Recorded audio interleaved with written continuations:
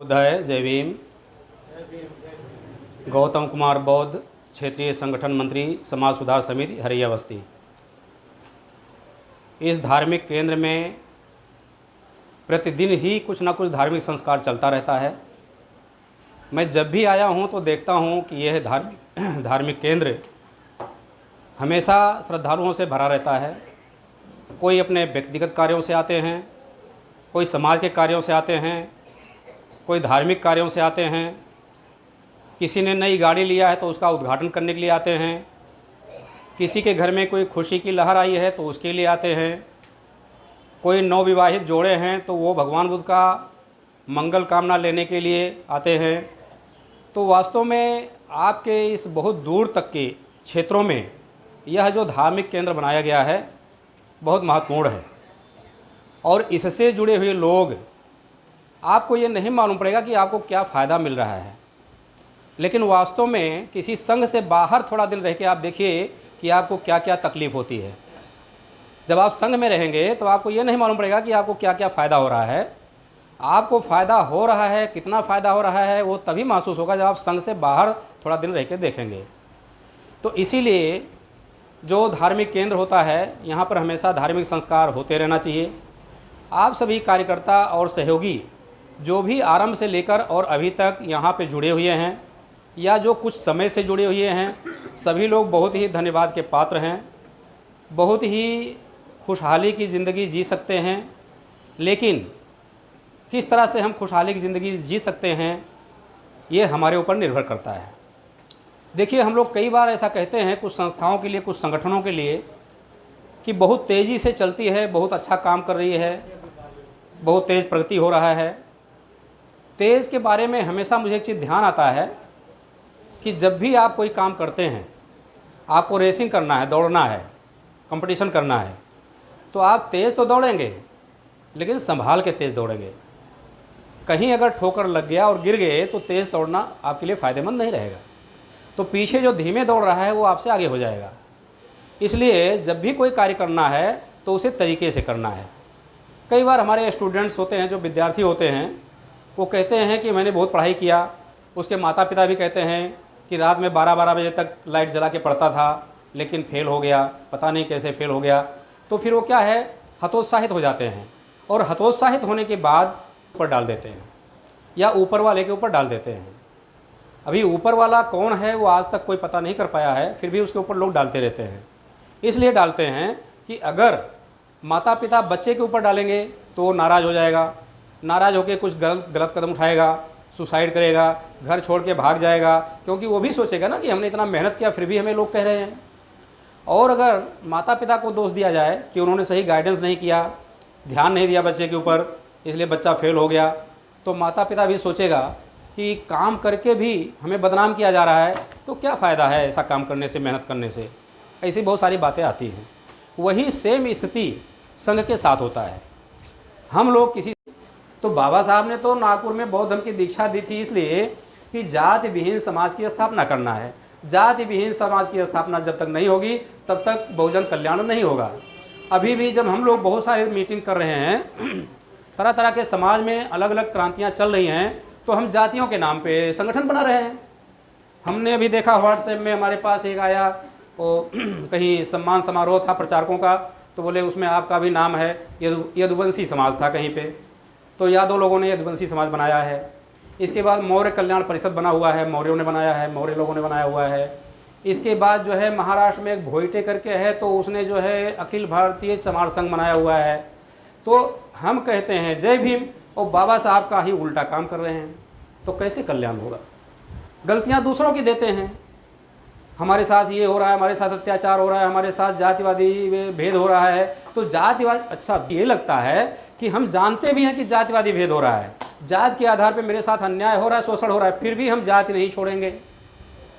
मैंने कुछ दे दिया आपको कि इसमें जो है बहुत बड़ी धरोहर है, इसको खोलना मत, किसी को दिखाना मत। अब वो थैला आप लेके चल रहे हो, उसमें बदबू मार रहा है। अब वो थैला आप फेंक नहीं रहे हो क्योंकि हमने आपको बता दिया है कि इसमें बहुत बड़ी धरोहर है।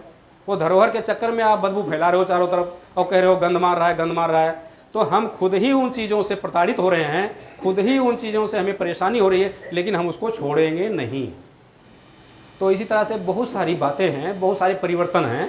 देखो, जहाँ भगवान बुद्ध की बात, तो बाबा साहब के साथ धोखा कैसे हुआ था वो मैं बता रहा हूँ आपको। आगरा के कार्यक्रम में बहुत बड़ा सम्मेलन था, उनका स्वागत समारोह था, वहाँ पे उनके आंखों में आंसू निकला था, क्योंकि उन 14 लोगों के नाम मैं आपको बाद में बताऊंगा, क्योंकि समय के हिसाब से मैं कोई बात बताता हूँ। वो जब विदेश से शिक्षा ग्रहण करके आए और उनका बहुत सारा सम्मान भारत में होने लगा, विभिन्न जाति और विभिन्न संगठनों ने उनका सम्मान करना चालू किया, तो उन्हें ऐसा लगा कि अगर मैं अकेला आया हूँ, इसी तरह से जो है उपाधियाँ लेके आ जाएं, तो शायद हमारे समाज में और कई गुना प्रगति हो सकती है। तो उन्होंने अपने खर्चे पर, जैसा कि उनको सयाजी गायकवाड़ ने छात्रवृत्ति दे के भेजा था, उसी स्कीम के अनुसार, उसी नियम के अनुसार उन्होंने समाज के 14 लोगों को विदेश पढ़ने के लिए भेजा।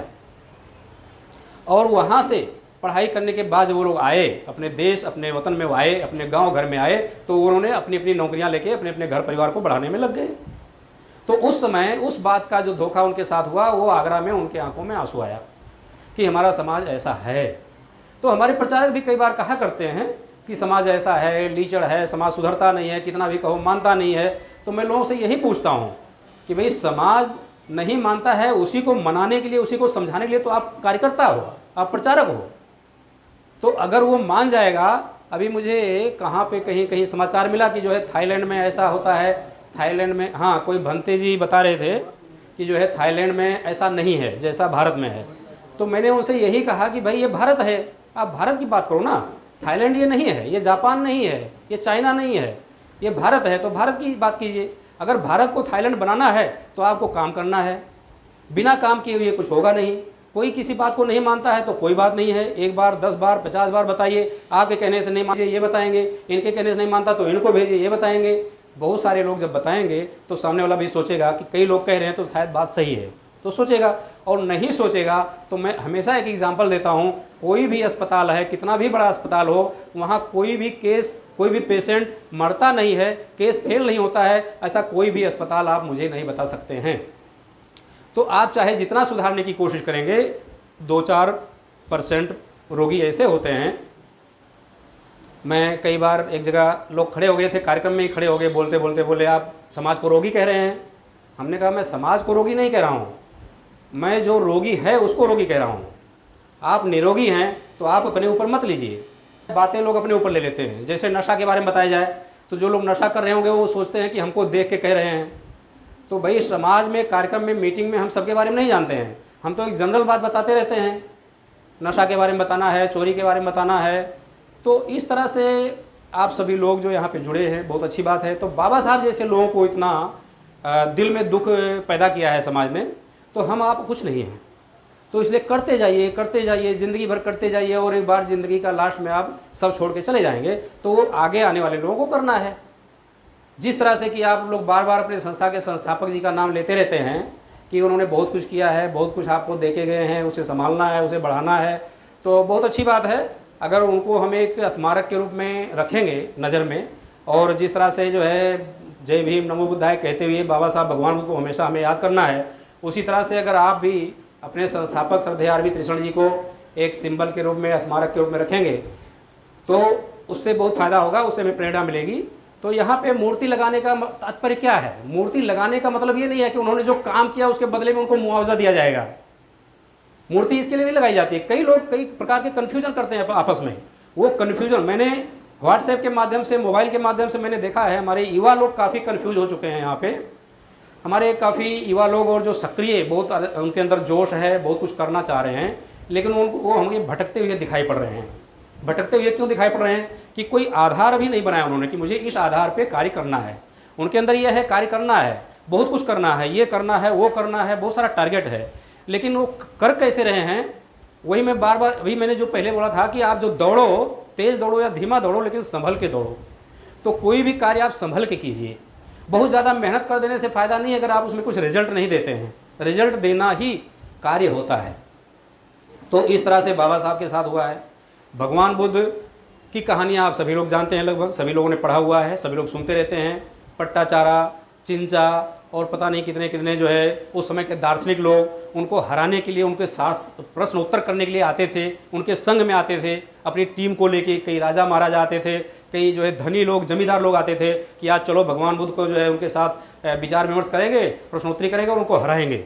और जब उनके साथ प्रश्नोत्तरी करते थे तो उनके उपदेश को सुन के पूरी संघ और पूरी सेना के साथ उसमें शामिल हो जाते थे। तो क्यों शामिल हो जाते थे? आप अपना रिश्तेदार शामिल नहीं कर पा रहे हो, आप अपनी पत्नी को शामिल नहीं कर पा रहे हो अपने विचार में। मैं आपको व्हाट्सएप में दिखाऊं तो मुझे क्या बताऊं, अगर नाम लूँगा तो तकलीफ बढ़ेगी लोगों को। अच्छे खासे प्रचारक, इंडिया लेवल के, राष्ट्रीय स्तर के प्रचारकों को मैंने देखा है कि जो डीपी लगाते हैं व्हाट्सएप में, अगर मान लो बहुत खुशी से अपनी पत्नी के साथ फोटो लगा दिया है तो पता चलता है उसमें सिंदूर दिख रहा है। तो अब लोग जो है कहने लगते हैं, कई लोग कहने लगते हैं कि जो है सिंदूर तो आभूषण है, श्रृंगार है। ये चीज़ मुझे जो है कक्षा 11 में किसी ने कहा था और कोई आचार्य ने कहा था जो शादी विवाह कराते थे। उन्होंने ये चीज़ मुझे कहा था कि सिंदूर तो श्रृंगार है, तो उसको लगाना कौन सा गुनाह है। तो हमने कहा कि जो है क्रीम पाउडर श्रृंगार है कि नहीं है, तो बोले श्रृंगार है। हमने कहा चूड़ी बिछिया, बोले वो भी श्रृंगार है। तो हमने कहा शादी के पहले ये क्यों नहीं लगाते हैं? फिर शादी के पहले क्रीम पाउडर क्यों लगाती हैं लड़कियाँ? वो भी नहीं लगाना चाहिए, शादी के बाद ही लगाओ। और अगर सिंदूर श्रृंगार है तो वो भी शादी के पहले लगाओ। तो इस तरह से चुप हो गए। और वो पिताजी जो है परेशान रहता करते थे, कई बार उनसे बहुत परेशान रहते थे, समझाया करते थे कि बड़े बुजुर्गों के साथ ऐसी बात नहीं करनी चाहिए। लेकिन मेरी एक आदत ख़राब थी बहुत बचपन से कि गलत चीज़ को बर्दाश्त नहीं कर पाता था, गलत चीज़ को बर्दाश्त नहीं कर पाता था। और वही आदत आज भी है, इसलिए कई जगह हमारी बातें थोड़ी सी पचने में देर होती है। लेकिन अक्सर लोगों को बता देता हूँ कि अगर मेरी कोई बात पचे नहीं, आपको अगर वो तकलीफ़ दे रही हो तो मुझे फ़ोन पे अलग से बात करके बात कर लीजिएगा, विचार विमर्श कर लीजिए, जिसे मैं आपको दे दूंगा तो पच जाएगा। तो कई ऐसी चीज़ें होती हैं जो तुरंत समझ में नहीं आता है। तो इस तरह से भगवान बुद्ध के साथ, बाबा साहब के साथ, जिसका आप हमेशा स्मरण करते हैं दिन रात, उनके साथ जब इतना तकलीफ़ हुआ है तो हमारे आपके साथ तो तकलीफ़ होना ही है। ये आप मान के चलिए, जब भी आप किसी संघ में जुड़ते हैं, किसी आप कार्य में जुड़ते हैं, किसी आप धम्म क्रांति में जुड़ते हैं, कुछ करना चाहते हैं अगर, तो आप ये मान के चलिएगा कि आपको तकलीफ़ ही तकलीफ़ जीवन में रहने वाला है। क्योंकि आपके संस्थापक जी को या उनकी पत्नी को आप सभी लोग जानते हैं, उनके घरों से आप लोग जुड़े हुए हैं। उन्होंने पूरी ज़िंदगी तकलीफ़ सहन किया है और उन्हें जब सुख करने का समय आया तो वो हमारे बीच में नहीं रहे। इसलिए हमेशा अपने लिए भी मान के चलिए, अगर उन्हें स्मारक मानते हैं, अगर उन्हें अपना प्रेरणा स्रोत मानते हैं, तो मान के चलिए कि ज़िंदगी भर मुझे तकलीफ रहने वाली है। और एक चीज़ हमेशा ध्यान रखिए, आलस नहीं होनी चाहिए हमारे अंदर। क्या बारिश गिरने लगी, घर से बाहर नहीं निकले थे, तो वापस क्या किया, इन बारिश रुक जाएगी थोड़ी देर में, वापस क्या करेंगे, कपड़े वपड़े निकाल, बैठे थे, तैयार होकर बैठे थे, फ़ोन करके भी बताएंगे कि भैया तैयार होकर मैं बैठा था, निकलने ही वाला था, लेकिन बारिश होने लगी। तो बारिश तो पूरे दिन थोड़े हुआ है। और ये भी आप देख लीजिएगा, कई बार अभी हम लोग रास्ते में आ रहे थे तो देखे हैं खुद। देखो, जो चीज़ मैं देखता हूँ वही चीज़ बताता हूँ। हो सकता है यहाँ बारिश गिर रही हो और इधर हरिया बाजार के उधर नहीं गिर रहा हो, ऐसा भी होता है। ये सब आपने देखा हुआ है। ऐसा कोई चीज़ मैं नहीं बताता हूँ जो आपने नहीं देखा है। तो इसलिए जो है हमारे अंदर बहानेबाजी, मैंने वो 15 लाइनें बनाई हुई हैं, वो बाद में समय मिलने पे आपको जब ट्रेनिंग और प्रशिक्षण मीटिंग चलेगी, आज तो ये संस्था की रेगुलर मीटिंग है, इसलिए ज़्यादा समय नहीं लेना चाहता हूँ। बस आपको कुछ मुख्य बातें और बता के, क्योंकि हमारे पास तो बहुत सारा पिटारा है, एक एक सब्जेक्ट है, और ये गारंटी के साथ चैलेंज करता हूँ हर जगह पे कि जिसकी कोई भी प्रश्न का उत्तर कहीं नहीं मिल रहा हो, जिसका कोई समस्या समाधान नहीं हो रहा हो, वो कृपया आप मेरा फ़ोन नंबर ले लीजिएगा, यहाँ पे सबके पास मिल जाएगा। आप फ़ोन करके मुझसे समाधान का रास्ता पूछ सकते हैं। मैं पूरी कोशिश करूँगा, 100% गारंटी नहीं देता हूँ। मैंने आपको पहले ही बता दिया है कि अस्पताल में सारे पेशेंट 100% कभी ठीक नहीं होते हैं, 1-2% केस फेल भी होता है। तो हमारे साथ भी ऐसा हो सकता है, लेकिन कोशिश करता हूँ कि ज़्यादा से ज़्यादा साल हो जाए। और भगवान बुद्ध की अनुकंपा से, आप लोगों के सहयोग से, अपने लाइफ में अब तक जो मैंने देखा है, जो मैं हाथ डाला है, लगभग सभी कार्यों में सफल हुआ हूँ। और यहाँ पे भी जो करना चाहता हूँ, क्योंकि क्या करना चाहता हूँ वो बताने से फ़ायदा नहीं है, हम करते जाएंगे और आपका सहयोग लेके करते जाएंगे तो अपने आप आपको मालूम पड़ता जाएगा कि क्या क्या करना है। तो अभी जो संस्था की ये रेगुलर मीटिंग है, चूँकि इसलिए इसमें हम ज़्यादा समय नहीं लेना चाहते हैं, क्योंकि आपकी संस्था के माध्यम से आने वाले कार्यक्रम अशोक धम्म विजयदशमी की तैयारी करना है, उसके बारे में प्लानिंग करना है। तो अभी कई तारीखों में कई जगह कार्यक्रम है, तो वो हम तो रेगुलर अटेंड करते रहते हैं। जहाँ भी जिसकी ज़रूरत होगी वहाँ मैसेज आपको देता रहूँगा। अगर आपके पास समय रहे तो मिलते रहिएगा। यहाँ पे मैं 5 अक्टूबर तक के लिए आया हूँ। ऐसे मेरा पहली अक्टूबर को ही वापसी टिकट था, लेकिन जब मुझे ध्यान आया, देखिए मतलब आप कहेंगे कि प्रचारक होकर इनको ध्यान ही नहीं रहता धम्म विजयदशमी कब है। तो होता है, गलती सबसे होती है, हमेशा मैं तो बार बार बोलता रहता हूँ, कभी गलती छुपाता नहीं हूँ, सामने रखता हूँ। तो मुझे बाद में याद आया कि 5 अक्टूबर को धम्म विजयदशमी है, तो हमने कहा अगर मैं पहले तक रुक रहा हूँ तो 4 दिन और रुक जाता हूँ तो कार्यक्रम अटेंड कर लूँगा। तो क्योंकि यहाँ के बहुत सारे कार्यक्रम मैं बाहर रहने की वजह से नहीं अटेंड कर पाया हूँ, तो जब भी इधर आता हूँ और आसपास अगर कोई कार्यक्रम है तो अटेंड करने का मौका मिलता है तो बहुत खुशी होती है। तो कार्यक्रम को करना है। धम्म विजयदशमी, इसका नाम जो है धम्म के ऊपर विजय का जो ये दिवस है, तो धम्म के ऊपर विजय हासिल किया बाबा साहब डॉक्टर अम्बेडकर ने इस दिन नागपुर में 1956 को। ये सभी आप लोगों को मालूम है, उसके बारे में कोई ज़्यादा नहीं बताना है। लेकिन एक चीज़ मैं बार बार हर जगह बता रहा हूँ कि आप सभी लोग जो भी हमारे प्रचारक और लेखक हैं, बाबा साहब की सारी चीज़ों को बताते हैं, लेकिन जो धम्म की बात आती है तो धम्म की बात को भूल जाते हैं। ये बाबा साहब का अधूरा उपदेश देने से समाज का सुधार नहीं हो सकता है। मैंने व्हाट्सएप में भी लिख के भेजा हुआ है कि कोई भी बात को अधूरा करने से उसका रिजल्ट पूरा नहीं मिलता है, कोई भी काम को अधूरा करने से उसका रिजल्ट पूरा नहीं मिलता है। तो बाबा साहब ने कहा है शिक्षित बनो, संगठित रहो, अधिकारों के लिए संघर्ष करो, इतना हमारे प्रचारक बता के, हमारे वक्ता बता के बंद करते हैं। जबकि जो सबसे बड़ा उपदेश है बाबा साहब का धम्म क्रांति का, वो नागपुर में जो किया था वो बताना भूल जाते हैं या जानबूझ के नहीं बताते हैं, दोनों बातें हो सकती हैं। तो बाबा साहब के 4 महान उपदेश हैं, 4 प्रमुख उपदेश हैं, वो चारों को आप पालन करेंगे तो ही समाज का कल्याण होने वाला है। उसमें से एक भी छोड़ देंगे तो समाज का कल्याण नहीं हो सकता है, किसी भी संगठन का कल्याण नहीं हो सकता है, किसी भी संस्था का कल्याण नहीं हो सकता है। शिक्षित बनो, संगठित रहो, अधिकारों के लिए संघर्ष करो, सम्मान के लिए बौद्ध धम्म ग्रहण करो। ये बाबा साहब ने 4 प्रमुख उपदेश है। आप जहाँ पम्पलेट में लिखिए, कहीं बोर्ड के ऊपर लिखिए, कहीं किसी को बताइए, तो ये पूरी चारों बातें बतानी। इसमें से अगर कोई बात आप कट कर देते हैं तो बाबा साहब का पूरा अनुयायी ना आप हैं, बताने वाला भी नहीं है और सुनने वाला तो बन ही नहीं सकता है। क्योंकि जब बताने वाला ही नहीं बनना चाह रहा है तो सुनने वाला तो आपका अधूरी बात सुनेगा, अधूरी बात सुनेगा तो अधूरे रास्ते पे चलेगा, अधूरे रास्ते पे चलेगा तो सुधरेगा नहीं, फिर आप पछताओगे कि समाज सुधरता नहीं है। समाज सुधरता है लेकिन उसको तरीके से सुधारना पड़ेगा। तो ठीक है, अभी आपका 5 अक्टूबर को धम्म विजयदशमी का कार्यक्रम यहाँ पे है। इसके बाद और जो मीटिंग और जो रेगुलर कार्यवाहियाँ संस्था की हों तो आपको इन्फॉर्मेशन दिया जाता है। जो सबसे बड़ा कार्यक्रम आपका आने वाला है 28 नवंबर 1948, चूँकि आपके संस्था के संस्थापक का जन्मदिन है 28, जो कि उनके फ़ोटो के ऊपर भी जगह जगह लिखा गया होगा, आप सभी लोगों को मालूम है। तो 28 नवंबर को उनकी मूर्ति का यहाँ पे स्थापना और अनावरण किया जाएगा। साथ साथ में उनके ही नाम से यहाँ धार्मिक केंद्र एक उद्घाटन किया जाएगा, त्रिशरण धम्म साहित्य एवं प्रचार सामग्री केंद्र। ये बुद्ध विहार के सामने जो मकान बना है उसमें खोला जाएगा, ऊपर पहला माला पे, और नीचे जो है सुजाता श्रृंगार एवं बाल उपहार केंद्र। क्योंकि मुझे ध्यान गया कि जो है सारी जो कार्यवाही हो रही है पुरुष वर्ग से संबंधित हो रहा है, तो चूँकि बाबा साहब की बात आती है नारी समानता, तो नारी का जो हिस्सा है, जो हमारी उपासिकाओं का जो हिस्सा है, उनका जो एक जीवन क्षेत्र होता है श्रृंगार, तो वो हिस्सा हम क्यों छोड़ रहे हैं। इसलिए सुजाता श्रृंगार केंद्र के नाम से उसका भी उद्घाटन होगा 28 नवंबर को ही। इसके बाद 6 दिसंबर तो आता ही है। तो समय समय पर आपको सूचनाएं दी जाएंगी। लेकिन अंत में आपसे एक अनुरोध करूँगा कि जो भी सक्षम एवं बुद्धिजीवी लोग हैं, ये वर्डिंग याद रखिए, सक्षम और बुद्धिजीवी, सक्षम भी होना चाहिए और बुद्धिजीवी भी होना चाहिए। हम बहुत सक्षम हैं लेकिन अगर हम बुद्धिजीवी नहीं हैं, सजग नहीं हैं, तो कुछ कार्य नहीं कर सकते हैं।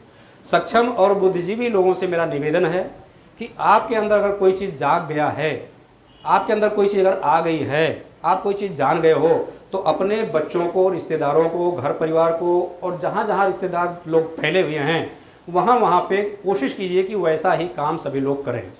जब आप सभी लोग एक जैसा काम करेंगे, एक सिद्धांत पे चलेंगे, तो सभी लोग एक साथ मिल के जब एक दिशा में ताकत लगाएंगे तो कार्य सफल होगा। अन्यथा अलग अलग जगह पे अलग अलग दिशाओं में मेहनत करते रह जाएंगे, किसी को कोई रिजल्ट मिलने वाला नहीं है। ये मैं गारंटी के साथ बता रहा हूँ। और ये चीज़ आप लोग, जो हमारे बुजुर्ग लोग बैठे हुए हैं, कई सालों से देख भी रहे हैं, मेहनत कर रहे हैं। लेकिन जो वास्तव में कल्याण चाहिए हमको, कल्याण क्या चाहिए? आज कितने शिक्षित बेरोजगार हैं, जितने भी देखो डिग्रियां लेके बेचारे, हमारे पास तो कितने सर्टिफिकेट आ रहे हैं कि कहीं प्राइवेट नौकरी, कहीं कंपनी में, कहीं कुछ 10,000 15,000 पे 12-12 घंटे की नौकरियां कर रहे हैं। तो कहाँ रोजगार का हालत ये है, तो किधर कल्याण किसे कहेंगे, सुधार किसे कहेंगे? एक पीढ़ी आप लोगों ने नौकरी कर लिया, टीचर की नौकरी कर लिया, पुलिस की नौकरी कर लिया, एक पीढ़ी कर लिया, दूसरी पीढ़ी या अभी आने वाली पीढ़ी का हालत देखिए। तो इसलिए हमें जो है धम्म का सहारा लेके अत्यदीपो भव स्वरोजगार की तरफ बढ़ना होगा। स्वरोजगार की तरफ हम तभी बढ़ पाएंगे जब हम उसकी प्लानिंग करेंगे, उसकी योजना बनाएंगे। तो इसलिए आप सभी लोग सक्षम एवं बुद्धिजीवी लोगों से निवेदन ये है कि आपके गांव में कोई ना कोई स्थान बनाइए, अंबेडकर पार्क के नाम से बनाइए, सामाजिक हॉल के नाम से बनाइए, बुद्ध विहार के नाम से बनाइए, जिस भी नाम से बनाइए, लेकिन एक केंद्र बनाइए, एक जगह बनाइए जहां बैठक हो सके।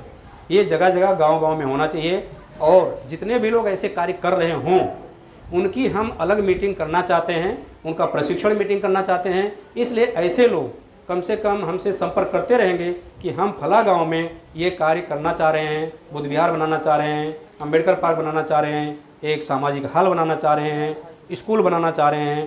तो जहाँ तक हो सकेगा हम उन लोगों की मीटिंग बुलाएंगे और कोशिश करूँगा कि भारत के विभिन्न प्रांतों से भी जो सक्षम लोग हैं वो यहाँ आके हमें गाइडेंस देंगे। जैसे कि अभी देखिए गोरखपुर से फ़ोन आया था कि 14 अक्टूबर के लिए, वहाँ 14 अक्टूबर मनाया जाता है हर साल, तो 14 अक्टूबर के लिए उन्होंने कहा था कि हमें कोई अच्छा प्रचारक चाहिए मुख्य अतिथि के रूप में। तो वहाँ पे थाईलैंड से एक प्रचारक हैं जो कि आपके हरिया बुद्ध विहार पे 1990 में आ चुके हैं और वो थाईलैंड में ही बिजनेस कर रहे हैं और थाईलैंड की ही उपासिका से उनकी शादी भी हो गई थी, तो वहाँ वो बिजनेस भी कर रहे हैं, धम्म प्रचार भी कर रहे हैं। और यहाँ पे हम जैसे मूर्तियाँ हम ला रहे हैं गगन मलिक के माध्यम से या और कहीं से, तो हम खुद इस हरिया बुद्ध विहार को भी मूर्ति वितरण का केंद्र बनाना चाहता हूँ। तो ऐसे करके मेरे पास बहुत सारी योजनाएं हैं। जैसा जैसा आप लोग समय देंगे, मैं जब भी इधर आऊँगा तो मैं बताता रहूँगा। तो आप लोग समय दीजिए, मीटिंग कीजिए, विचार विमर्श कीजिए, तो हमारी वैचारिक क्रांति होगी। वैचारिक क्रांति के साथ साथ में हमारी आर्थिक क्रांति होगी। आर्थिक क्रांति, धम्म क्रांति, वैचारिक क्रांति, ये सारी क्रांति होगी। लेकिन जब तक हम लोग एक साथ मिलेंगे नहीं, एक विचार पे नहीं आएंगे, विचार विमर्श नहीं करेंगे, तब तक कुछ नहीं हो सकता है। बहुत सारा समय लिया आप लोगों का, बहुत ध्यान से आप लोगों ने सुना, इसके लिए आप सभी लोगों को बहुत बहुत साधुवाद। नमो बुद्धाय, जय भीम।